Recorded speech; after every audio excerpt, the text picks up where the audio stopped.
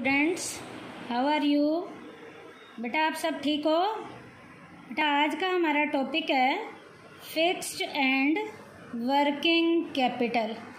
बेटा फिक्स्ड और working capital के हमने इसमें कॉन्सेप्ट पढ़ने हैं कि क्या क्या कॉन्सेप्ट हैं और इसके डिटर्मिनेंट्स क्या हैं। फिक्स्ड कैपिटल और वर्किंग कैपिटल के कॉन्सेप्ट पढ़ेंगे और उनके डिटर्मिनेंट्स पढ़ेंगे। अब बेटा फिक्स्ड और वर्किंग कैपिटल के बारे में एक कोटेशन भी है, both the fixed and working capital R equally important for the success of business. बेटा किसी भी बिजनेस की सक्सेस के लिए दोनों कैपिटल इक्वली लेवल पे इम्पोर्टेंट होती हैं, क्योंकि बेटा बिजनेस में दोनों कैपिटल चाहिए। फिक्स्ड का मतलब होता है बेटा बिल्डिंग, आपका लैंड हो सकता है, मशीनरी हो सकता है, और टूल्स और इक्विपमेंट्स फिक्स्ड कैपिटल में आते हैं। और वर्किंग कैपिटल होता है बेटा कैश इन हैंड। इसका मतलब एक बिजनेस की ऑर्गेनाइजेशन की सक्सेस के लिए फिक्स्ड और वर्किंग कैपिटल दोनों इक्वली लेवल पे इम्पोर्टेंट होती हैं। उसके बाद बेटा capital need of a business enterprise is divided mainly into two parts. बेटा किसी भी बिजनेस की यूनिट की कैपिटल की ज़रूरत को दो पार्ट्स में डिवाइड किया जाता है। एक है फिक्स्ड कैपिटल रिक्वायरमेंट, एक होती है वर्किंग कैपिटल रिक्वायरमेंट।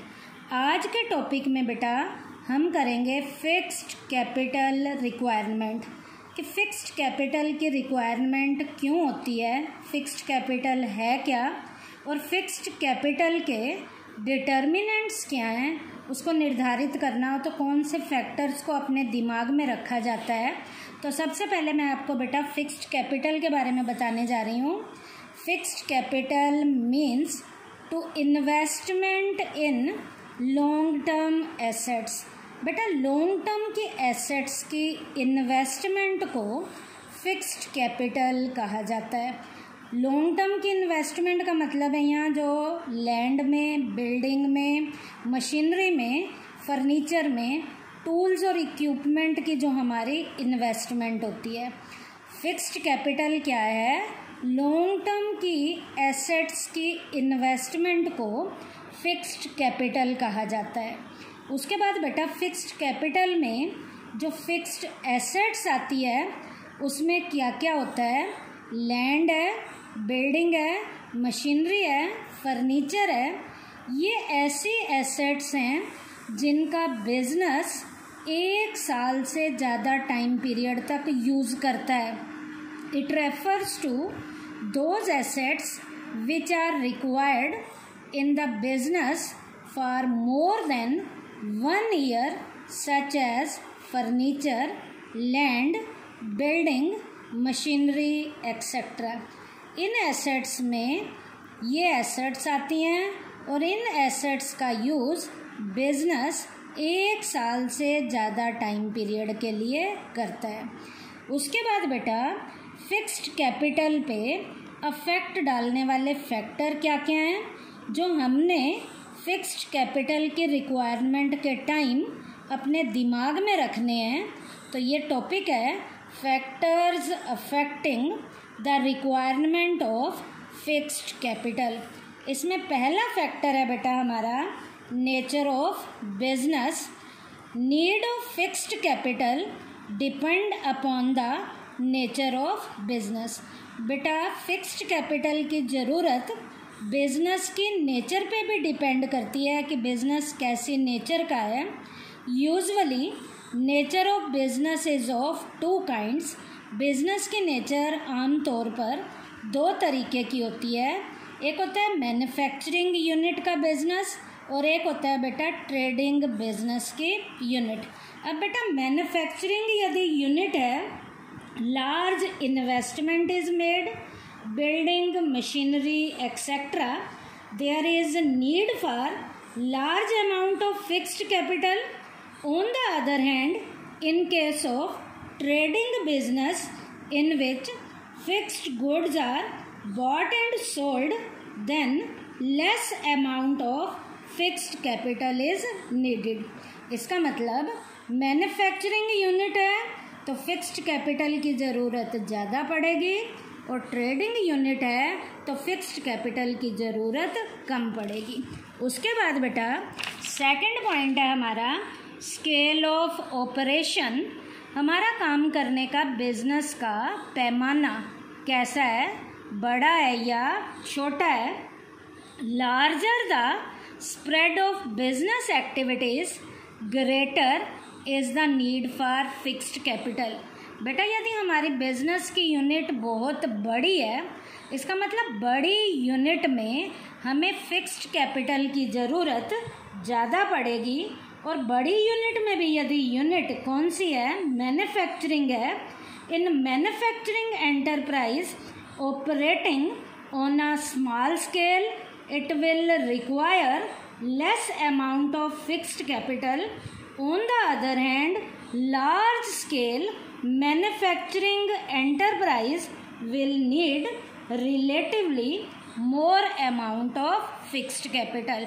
इसका मतलब लार्ज स्केल की यदि मैन्युफैक्चरिंग यूनिट है तो फिक्स्ड कैपिटल ज़्यादा चाहिए, और स्मॉल स्केल की यदि मैन्युफैक्चरिंग यूनिट है तो फिक्स्ड कैपिटल हमें कम चाहिए। उसके बाद थर्ड पॉइंट है चॉइस ऑफ टेक्निक, कि हम कौन सी टेक्निक को चुनते हैं। Those manufacturing enterprises which make use of modern and automatic machines need large amount of fixed capital. बेटा यदि हमारी बिजनेस की यूनिट ऐसी है जहाँ रोज़ लेटेस्ट लेवल की मॉडर्न मशीन्स का यूज़ किया जा रहा है, ऑटोमेटिक लेवल की मशीन्स का यूज़ किया जा रहा है, इसका मतलब हमें फिक्स्ड कैपिटल की ज़रूरत बहुत ज़्यादा अमाउंट में पड़ेगी। ऑन द अदर हैंड दूसरी तरफ यदि हमारी यूनिट बेटा मैनुअल लेबर पे बेस्ड है, मैनुअल लेबर का क्या मतलब है बेटा, यहाँ मशीनों का यूज़ नहीं किया जा रहा, हाथों से काम किया जा रहा है, तो ऐसी कंडीशन में फिक्स्ड कैपिटल की जो हमें ज़रूरत है वो कम पड़ेगी। इसका मतलब जहाँ रोज़ लेटेस्ट टेक्नोलॉजी का यूज़ किया जाता है वहाँ तो फिक्स्ड कैपिटल की ज़रूरत ज़्यादा होगी, जहाँ लेटेस्ट टेक्नोलॉजी का यूज़ नहीं किया जा रहा, मैनुअल लेबर के द्वारा काम किया जा रहा है, वहाँ फिक्स्ड कैपिटल की ज़रूरत हमें कम पड़ेगी। उसके बाद बेटा हमारा पॉइंट है technology upgradation. There are some business where fixed assets is used and which does require immediate changes.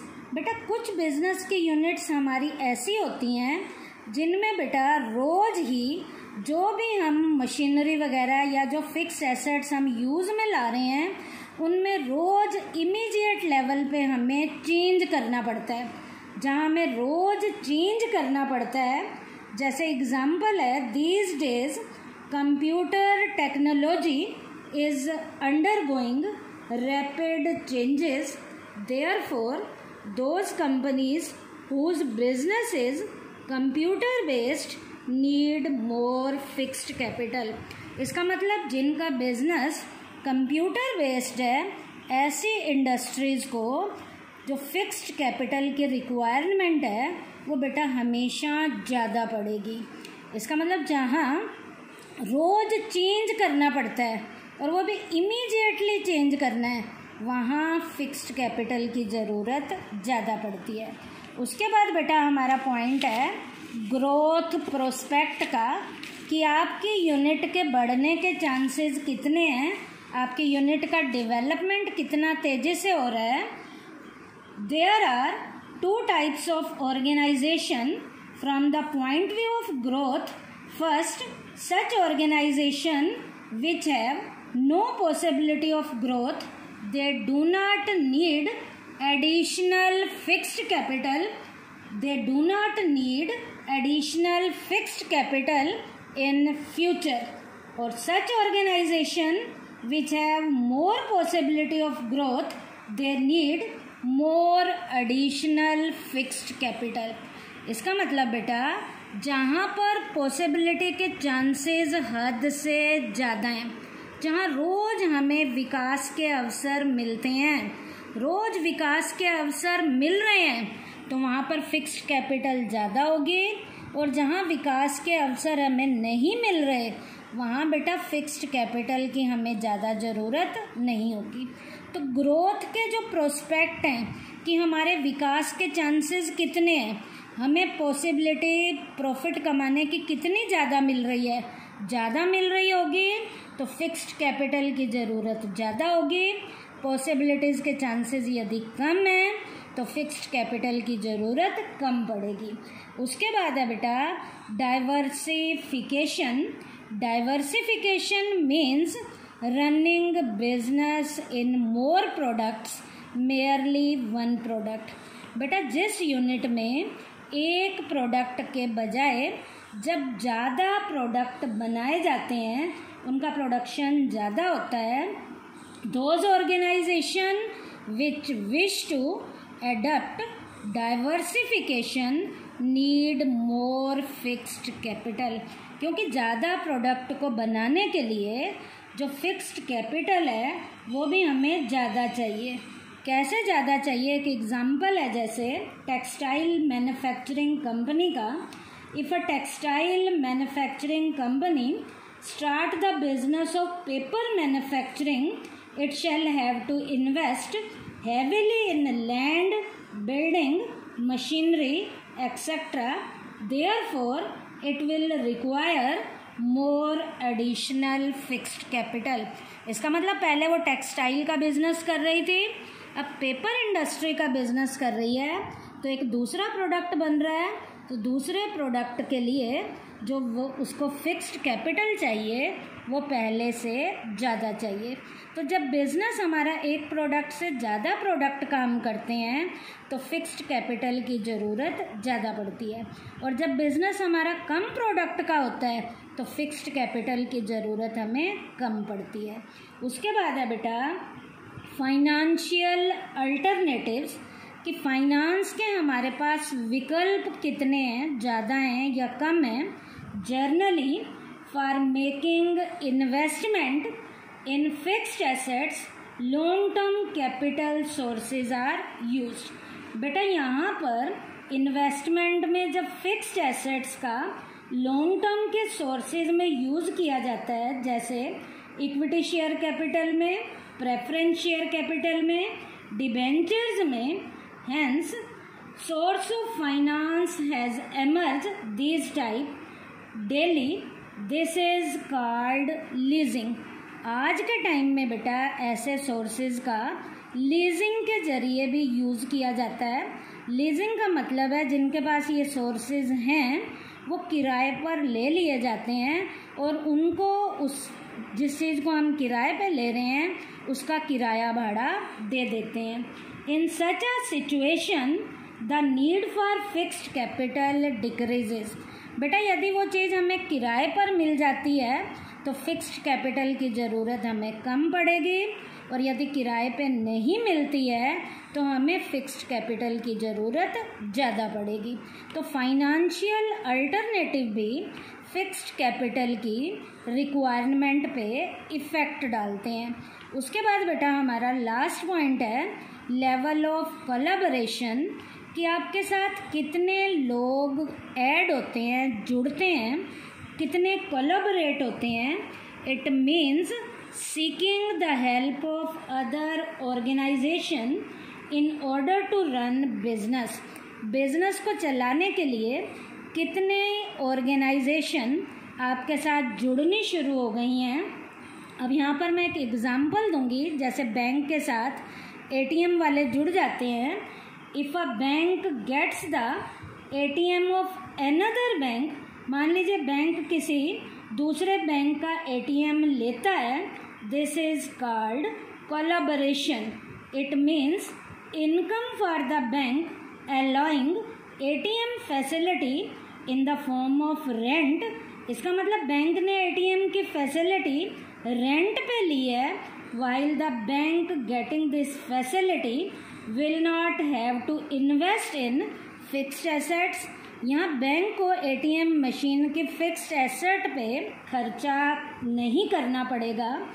Therefore it can be said that collaboration helps reducing the need for fixed capital. इसका मतलब collaboration से fixed capital की requirement की जो need है वो कम होनी शुरू हो जाती है। तो बेटा आज के टॉपिक में मैंने फिक्स्ड कैपिटल का मीनिंग बताया है, फिक्स्ड एसेट्स का मीनिंग बताया है, और जो फिक्स लेवल की हमारी कैपिटल है उस पर अफेक्ट डालने वाले जो फैक्टर हैं वो फैक्टर बताए हैं। और उन फैक्टर में जो फैक्टर थे वो नेचर ऑफ बिजनेस था, स्केल ऑफ ऑपरेशन था, चॉइस ऑफ टेक्निक था, टेक्नोलॉजी अपग्रेडेशन था, ग्रोथ प्रोस्पेक्ट्स था, डाइवर्सिफिकेशन था, फाइनेंशियल अल्टरनेटिव था और लेवल ऑफ कोलैबोरेशन। और एक लीजिंग का मीनिंग भी बताया था कि जब ये चीज़ें हमें किराए भाड़े पे मिलती हैं तो उसे हम लीजिंग कहते हैं।